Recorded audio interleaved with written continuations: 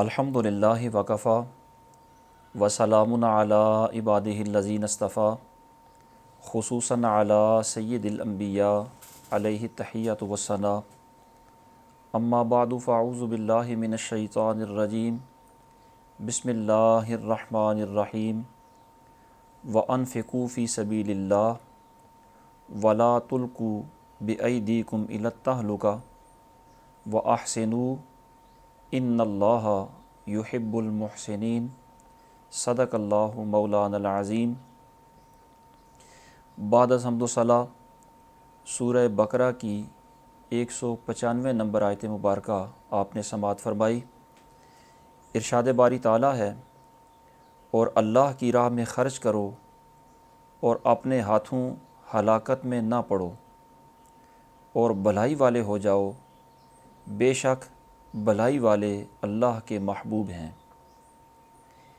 اس آیت مبارکہ میں جن الفاظ کا استعمال ہوا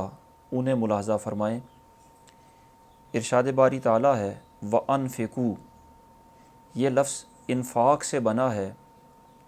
اور اس کا معنی ہوتا ہے بہتری کے کاموں پر خرچ کرنا۔ بہتری کے کاموں پر اور جائز کاموں پر خرچ کرنا انفاق اور نفقہ کہلاتا ہے، اور فضول خرچی کرنا اور ناجائز جگہوں پر خرچ کرنا اس کو اسراف اور تبذیر کہتے ہیں۔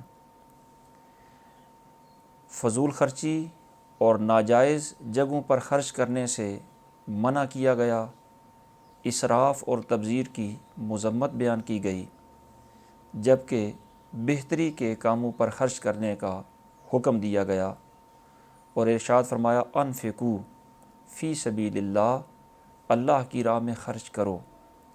تو بہتری کے کام میں خرچ کرنے کا حکم دیا گیا، اور یہ خرچ نہ کرنا، اس سے رک جانا، یہ بخل اور کنجوسی کہلاتا ہے۔ فی سبیل اللہ،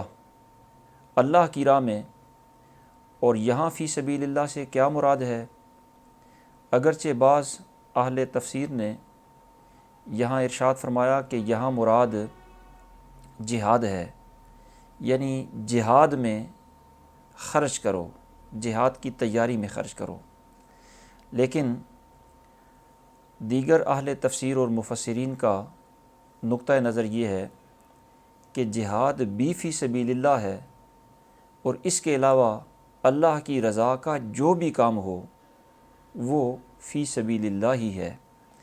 تو مطلب یہ ہے کہ ہر وہ امر جس میں اللہ کی اطاعت اور رضا مقصود ہو، ہر اس کام میں خرچ کرو۔ اور فرمایا وَلَا تُلْقُوا بِأَيْدِيكُمْ إِلَى التَّهْلُكَةِ، اور اپنے ہاتھوں ہلاکت میں نہ پڑو۔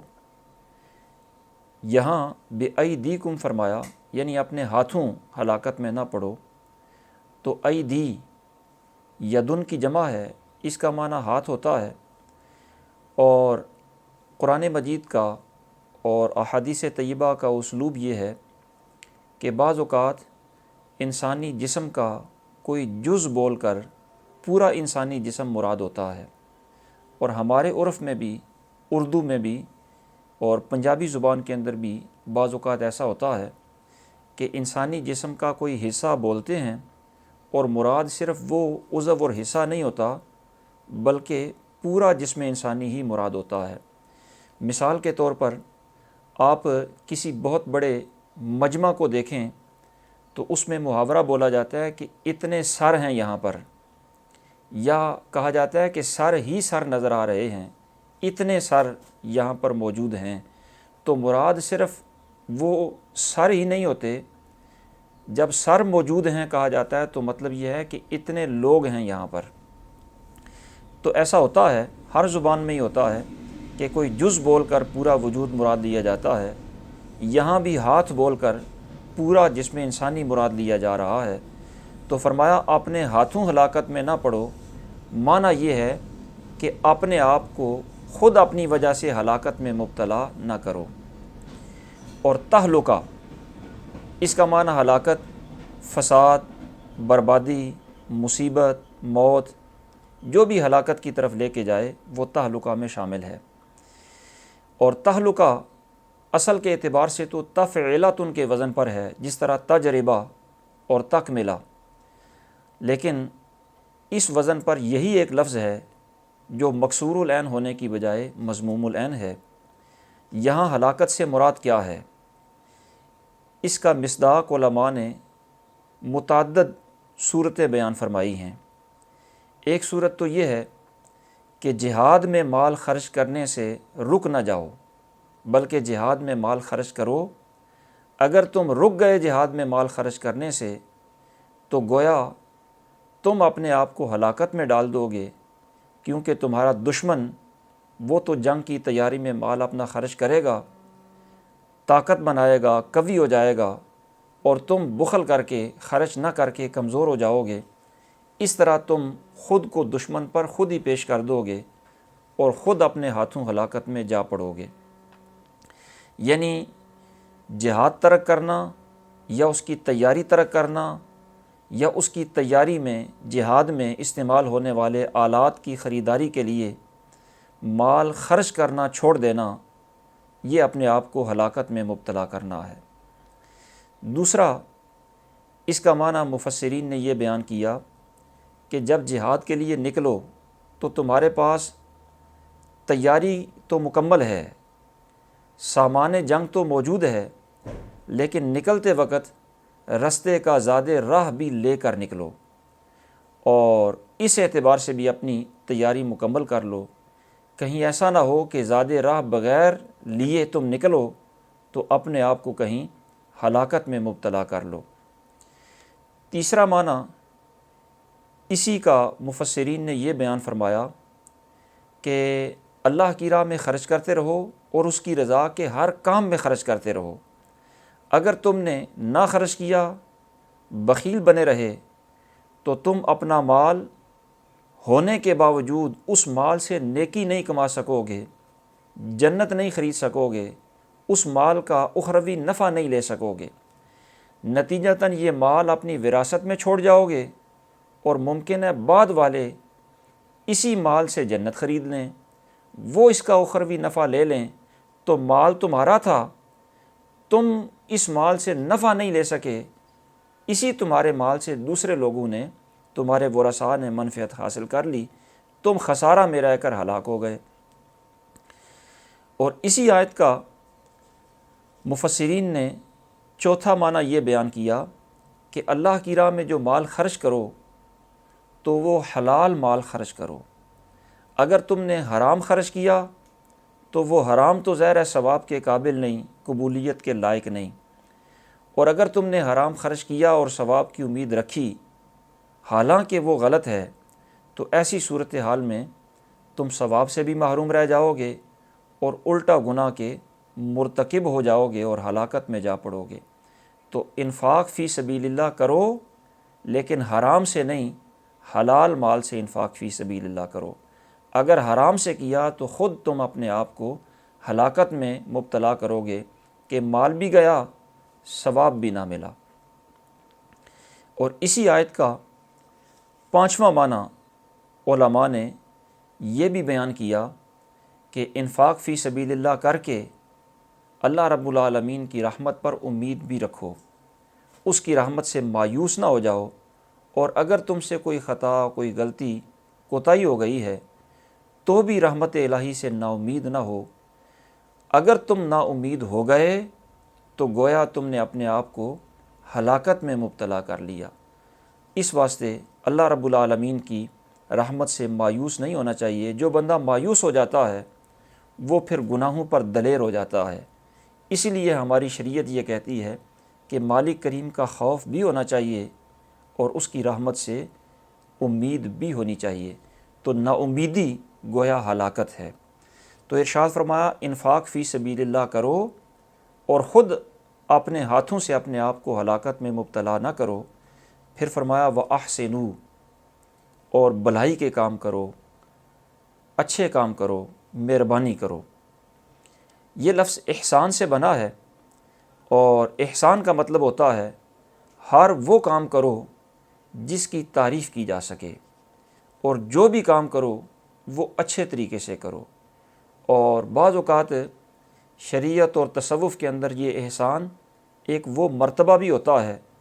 جس کو بڑے عبادت و ریاضت کے بعد یا اللہ رب العالمین کے فضل سے حاصل کیا جا سکتا ہے۔ وہ مرتبہ یہ ہے کہ سرکار دو عالم صلی اللہ تعالیٰ علیہ وسلم سے پوچھا گیا کہ یا رسول اللہ احسان کیا ہوتا ہے؟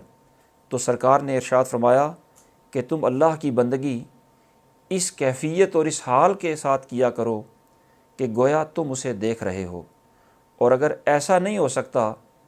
تو کم از کم اس کیفیت میں تو ضرور کیا کرو کہ وہ تمہیں دیکھ رہا ہے۔ گویا مالک کریم کے مشاہدہ میں عبادت کرنا یا خود کو اس کے حضور میں حاضر کر کے عبادت کرنا، یہ مرتبہ احسان ہوتا ہے۔ یہ انتہائی خشوع و خضوع اور حضور قلب سے حاصل ہوتا ہے۔ اور پھر فرمایا اللہ رب العالمین احسان کرنے والوں کو پسند فرماتا ہے۔ اس آیت کریمہ کے شان نزول میں مفسرین نے 2 روایات نقل فرمائی۔ پہلی روایت یہ ہے کہ حضور کے بڑے جلیل القدر صحابی حضرت سیدنا ابو ایوب انصاری رضی اللہ تعالی عنہ ارشاد فرماتے ہیں کہ جب اسلامی فتوحات کثرت سے ہو گئیں اور اسلام کا غلبہ ہو گیا، ہر طرف اسلام پھیل گیا، تو بعض لوگوں نے از خود حضور سے اجازت اور مشورہ لیے بغیر از خود انہوں نے یہ سوچ لیا کہ کافی عرصے تک ہم جہاد میں مصروف رہے، گھر بار کی طرف توجہ نہیں دے سکے، تو مال اموال کے اندر کافی سارے مسائل پیدا ہو گئے ہیں، توجہ جو نہیں دے سکے۔ اس واسطے اب اسلام غالب آ گیا ہے اور مجاہدین کی فوج بڑی کثیر ہو گئی ہے، اب اگر ہم جہاد پر نہ بھی گئے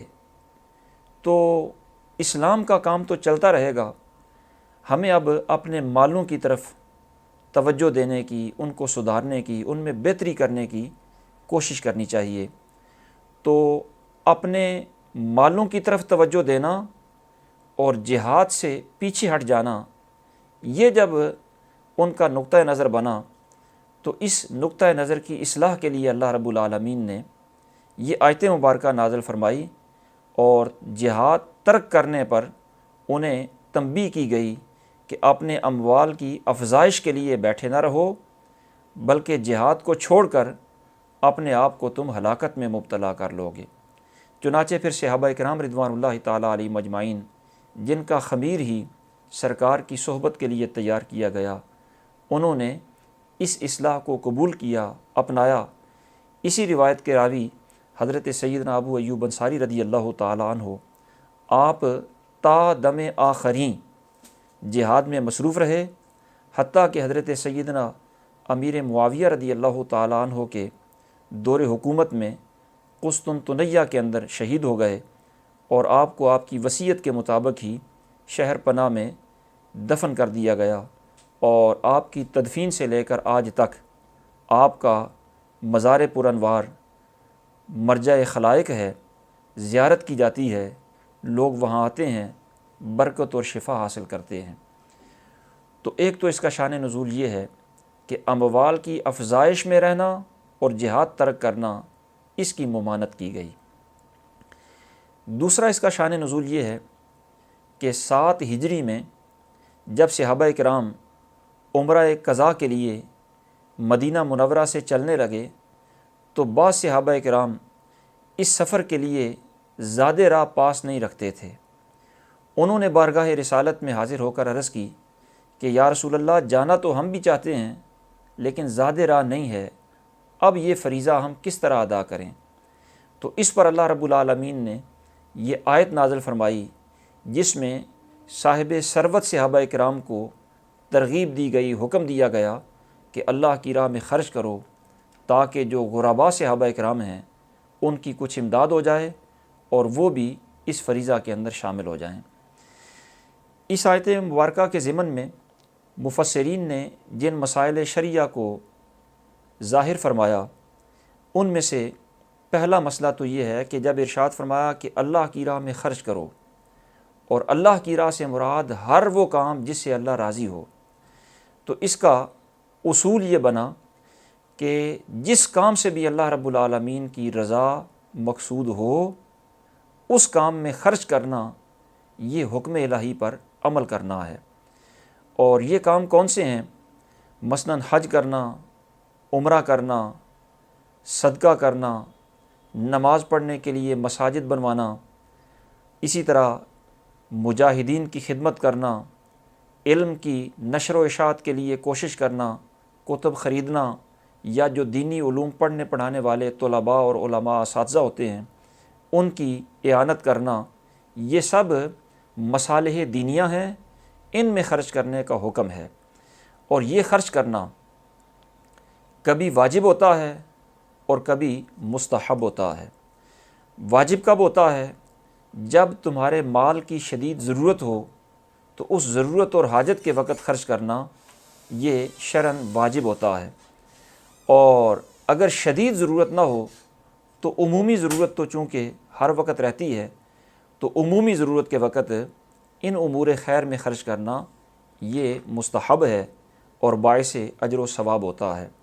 اس کی فضیلت بیان کرتے ہوئے سرکار دو عالم صلی اللہ تعالیٰ علیہ وسلم نے ایک موقع پر ارشاد فرمایا، من انفق زوجین فی سبیل اللہ نودیا من ابواب الجنہ یا عبد اللہ ھذا خیر، کہ جس نے کسی شے کا جوڑا ہی اللہ کی راہ میں خرچ کر دیا اسے جنت کے مختلف دروازوں سے بلایا جائے گا اور اسے کہا جائے گا کہ اے اللہ کے نیک بندے یہ بہتر ہے۔ تو انفاق فی سبیل اللہ یعنی مصالح دینیہ اور امور خیر میں خرچ کرنا کہلاتا ہے، اور کبھی یہ واجب ہوتا ہے کبھی مستحب ہوتا ہے۔ دوسرا مسئلہ مفسرین نے یہ نقل فرمایا کہ اگر حاجت ہو تو ظاہر ہے خرچ کرنا اللہ کی راہ میں واجب ہے، اس وقت اگر کوئی خرچ نہیں کرے گا، بخل سے کام لے گا، تو وہ بندہ بھی مذموم ہے اور اس کا مال بھی مذموم ہے۔ اور یہ بخل کیوں کیا جاتا ہے؟ یہ اس مال کی محبت کی وجہ سے کیا جا سکتا ہے۔ اور سرکار نے ارشاد فرمایا کہ یہ جو دنیا کی محبت ہوتی ہے، حب الدنیا رأس کل خطیۃ، یہ دنیا کی محبت، مال کی محبت ہر برائی کی جڑ ہوتی ہے۔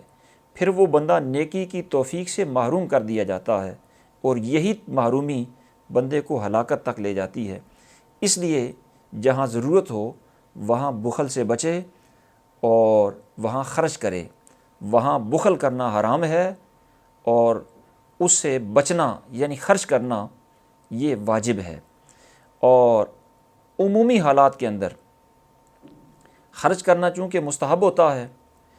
اور جب خرچ کرے اللہ کی راہ میں خرچ کرے تو خرچ کرتے ہوئے یہ خیال بھی مد نظر رہے کہ نہ تو اتنا خرچ کر دے کہ خود پھر مجبور ہو جائے اور خود ضرورت مند بن کے رہ جائے، اور اپنے خرچ کرنے پر پھر کف افسوس ملتا رہے، پھر بندہ پریشان ہوتا رہے اور پچھتاتا رہے۔ اتنا بھی خرچ نہ کرے کہ بعد میں پچھتانا پڑے، اور اتنا بھی خرچ نہ کرے کہ بالکل نہ ہونے کے برابر ہو۔ ان دونوں کے درمیانی جو کیفیت ہوتی ہے کہ خرچ کرے اور وہ پتہ بھی لگے کسی جس کو دیا ہے اس کی ضرورت بھی پوری ہو، یعنی وہ واقعی خرچ بھی ہو اور خرچ کرنے کے بعد پچھتانا بھی نہ پڑے، یعنی درمیانی کیفیت کے اندر خرچ کرے۔ اسی کو اللہ رب العالمین نے سورہ فرقان کی 67 نمبر آیت مبارکہ میں بیان فرمایا، اور اہل ایمان کی یہ نشانی بیان فرمائی کہ مومن وہ ہوتے ہیں والذین اذا انفقوا لم یسرفوا ولم یقتروا وکان بین ذلک قواما، کہ مومن وہ ہوتے ہیں جب خرچ کرتے ہیں تو نہ حد سے بڑھتے ہیں اور نہ ہی بخل سے اور تنگی سے کام لیتے ہیں، ان دونوں کے درمیان اعتدال کی راہ پر رہتے ہیں۔ اسی طرح سورہ بنی اسرائیل کی 29 نمبر آیت مبارکہ میں ارشاد فرمایا وَلَا تَجْعَلْ يَدَكَ مَغْلُولَةً إِلَىٰ عُنُقِكَ وَلَا تَبْسُطْهَا كُلَّ الْبَسْطِ فَتَقْعُدَ مَلُومًا مَحْسُورًا، کہ نہ اپنا ہاتھ اپنی گردن سے بندھا ہوا رکھ اور نہ ہی پورا کھول دے کہ پھر بیٹھا رہے ملامت کیا ہوا، تھکا ہوا، پچھتاتا ہوا رہ جائے۔ یعنی مکمل ہاتھ کھول بھی نہ دو اور اپنی گردن سے بندھا ہوا بھی نہ رکھو، بخل بھی نہ کرو اور حد سے زیادہ بھی نہ خرچ کرو، درمیانہ خرچ کرو۔ تو یہ عام لوگوں کے لیے شریعت کا اصول ہے کہ خرچ کرنا عمومی اوقات میں مستحب ہوتا ہے، اور کتنا خرچ کیا جائے، میانہ روی سے خرچ کیا جائے، بعد میں پچھتانا نہ پڑے، اور بخل سے بھی کام نہ لے۔ یہ عام لوگوں کے لیے یہ اصول ضابطہ ہے۔ جو خواص ہوتے ہیں اور خاص محبوبان خدا ہوتے ہیں، جو نفسانی خواہشات سے پاک ہو چکے ہوتے ہیں، وہ جب خرچ کرتے ہیں تو وہ سارے کا سارا بھی خرچ کر دیتے ہیں، ان کے معاملات جدا ہوتے ہیں۔ مثلاً حضرت سیدنا صدیق اکبر رضی اللہ تعالیٰ عنہ نے اپنا سارے کا سارا مال حضور کی بارگاہ میں پیش کر دیا۔ یہ ان کا جذبہ عشق تھا اور نفسانی خواہشات سے پاکیزگی کا اظہار تھا۔ اسی طرح ہمارے بہت سارے اکابر اولیاء اللہ ہیں جنہوں نے اپنا گھر بار، سارا مال جائیداد چھوڑ کر اور صدقہ خیرات کر کے خود قسم پرسی کی زندگی گزاری ہے۔ یہ ان لوگوں کے معاملات جدا ہوتے ہیں۔ عام لوگوں کے لیے یہی حالت ہے، اور یہی اصول اور ضابطہ اور مسئلہ ہے کہ وہ چونکہ زیادہ خرچ کر دیں تو بعد میں پچھتانا شروع کر دیتے ہیں اور خود مجبور ہو جاتے ہیں، مانگنا شروع کر دیتے ہیں۔ تو اس لیے ان کے لیے حکم ہے کہ میانہ روی سے خرچ کریں۔ اور اسی آیت کے ضمن میں مفسرین نے تیسرا مسئلہ یہ اخذ فرمایا کہ جہاد کی تیاری کرنا اور اس تیاری میں مال خرچ کرنا چونکہ ضروری ہے، اس لیے اسے اگر چھوڑ دیں گے تو یہ ہلاکت کا باعث ہے، اور ہلاکت میں پڑنا یہ مسلمان کے لیے حرام ہے۔ اس لیے جہاد کی تیاری میں مصروف رہیں اور اس میں اپنا مال خرچ کرتے رہیں تاکہ اپنے آپ کو یہ ہلاکت میں مبتلا نہ ہونے دیں، اس میں ہلاکت میں مبتلا ہونے سے اپنے آپ کو بچائیں، کیونکہ ہلاکت میں مبتلا ہونا اور اپنے آپ کو ہلاکت میں ڈالنا یہ حرام ہے۔ قرآن مجید فرماتا ہے لا تلقوا بأیدیکم الی التہلکہ، اپنے آپ کو ہلاکت میں مبتلا ہونے سے بچاؤ۔ لہٰذا ہلاکت میں پڑنے کے جتنے اسباب ہیں ان اسباب میں مبتلا ہونا بھی حرام ہے، اور اپنے آپ کو ہلاکت سے بچانا یہ فرض ہوتا ہے۔ ہلاکت میں پڑنے کے اسباب کیا ہیں؟ مثلاً جہاد میں مال اگر خرچ نہ کریں گے تو یہ بھی ہلاکت میں پڑنا ہے۔ اسی طرح اگر کوئی بندہ خود کشی کا سامان کرتا ہے تو خود کشی یہ چونکہ ہلاکت کی طرف لے جاتی ہے، اس لیے یہ حرام ہے، ہلاکت میں پڑنے والی بات ہے۔ اسی طرح اگر کوئی بندہ آگ میں چھلانگ لگاتا ہے، آگ میں پڑتا ہے، کودتا ہے، یا اس کو تیرنا نہیں آتا تو پانی میں وہ کود پڑتا ہے، یا وہ زہر کھا لیتا ہے، یا تیز تلوار یا تیز دھار کوئی بھی آلہ، چھری ہو، چکو ہو، وہ اپنے وجود میں گھونپتا ہے، یا گلے میں پھندا ڈال لیتا ہے، یا وہ بجلی کے جو ننگی تاریں ہوتی ہیں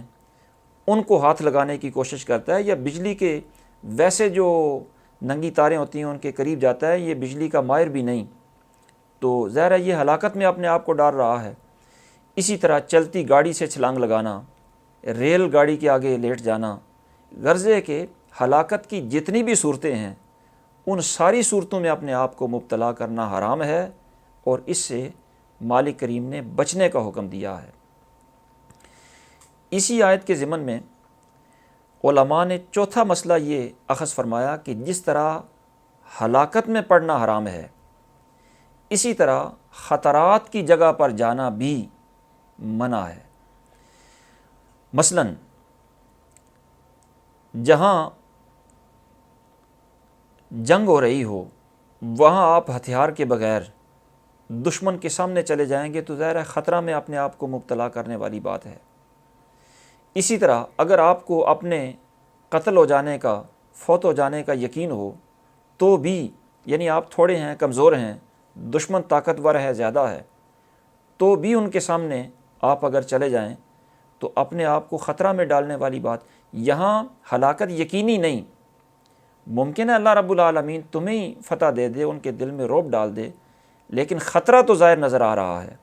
تو خطرے سے بھی جس طرح ہلاکت سے بچنے کا حکم ہے اسی طرح خطرے سے بھی بچنے کا حکم ہے۔ البتہ اگر کوئی بندہ ایسا کوئی کام کرے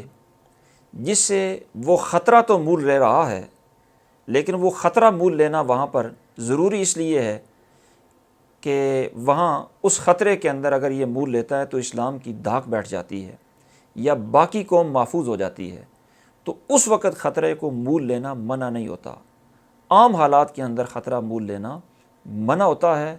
مثلاً اگر کوئی بندہ چھت سے چھلانگ لگاتا ہے تو یہ خطرے میں اپنے آپ کو مبتلا کر رہا ہے، بچنے کا اور کوئی نقصان نہ ہونے کا بھی امکان تو ہے، لیکن خطرہ تو ہے اور غالب نظر آ رہا ہے کہ یہ بندہ اپنے آپ کو نقصان میں مبتلا کرے گا، اس لیے ایسی حرکتیں کرنا، عمومی حالات کے اندر خطرہ مول لینا منع ہے۔ لیکن اگر اسلام کو ضرورت ہو،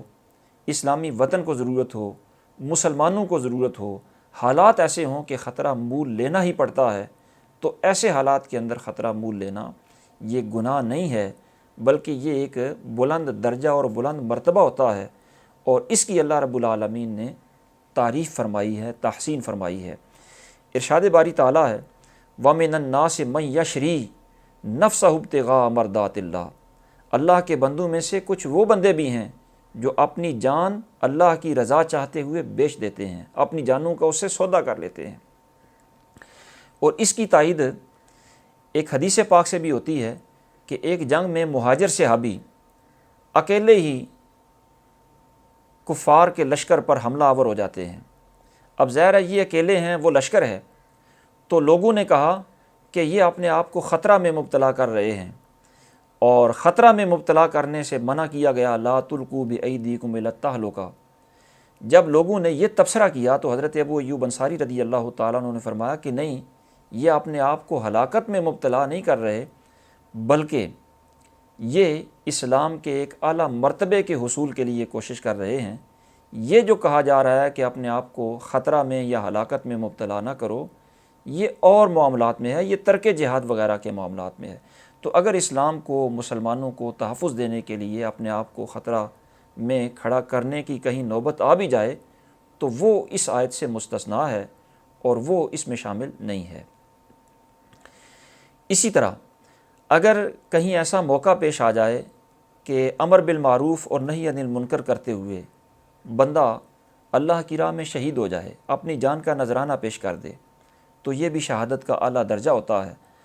حضرت سیدنا لقمان علیہ السلام اپنے بیٹے کو نصیحتیں کرتے ہوئے ارشاد فرماتے ہیں کہ یا بنیا اقم الصلاۃ وامر بالمعروف وانہا عن المنکر واصبر علی ما اصابک، کہ میرے بیٹے نماز قائم رکھ، اچھی بات کا حکم دیتا رہے اور بری باتوں سے منع کرتا رہے، اور اس سلسلے میں جو تجھ پر مصیبتیں آئیں ان پر صبر کر، یعنی وہ مصیبتیں برداشت کرے، اور اگر وہ مصیبتیں حد سے بڑھ جائیں، بندہ شہید ہو جائے، تو اس کا بھی بڑا اجر ہے۔ سرکار نے ایک موقع پر ارشاد فرمایا افضل الشہداء حمزہ بن عبد المطلب ورجل تکلم بکلمۃ حق عند سلطان جابر فقتلہ، کہ شہیدوں میں سے افضل شہید حضرت سیدنا امیر حمزہ رضی اللہ تعالی عنہ ہیں، اور وہ بھی افضل شہید ہے جس نے کسی جابر بادشاہ کے سامنے کلمہ حق کہا اور اس کے نتیجے میں بادشاہ نے اسے قتل کر دیا، تو وہ مقتول بھی شہداء میں سے افضل شہید ہے۔ اور اسی آیت کے ضمن میں مفسرین نے یہ مسئلہ بھی اخذ فرمایا کہ انفاق فی سبیل اللہ کا چونکہ حکم دیا گیا تو یہ انفاق فی سبیل اللہ حلال کمائی سے ہوگا۔ اگر کوئی حرام سے کرتا ہے تو وہ بیکار ہے، مردود ہے،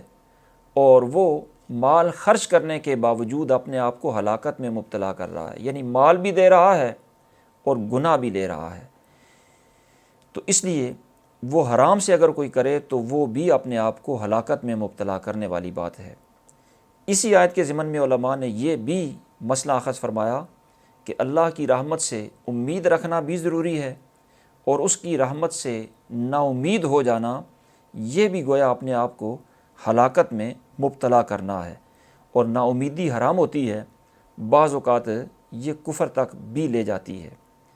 پھر اللہ رب العالمین ارشاد فرماتا ہے کہ وَأَحْسِنُوا إِنَّ اللَّهَ يُحِبُّ الْمُحْسِنِينَ، احسان کرو، اور احسان کا معنی آپ سماعت فرما چکے کہ ایک معنی یہ ہوتا ہے کہ نیکی کرو، یہ ہر ایک کے ساتھ کرو، اپنوں کے ساتھ بھی، رشتہ داروں کے ساتھ بھی، اجنبیوں کے ساتھ بھی، حتیٰ کہ جانوروں کے ساتھ بھی۔ دوسرا معنی یہ ہوتا ہے کہ جو کام بھی کرو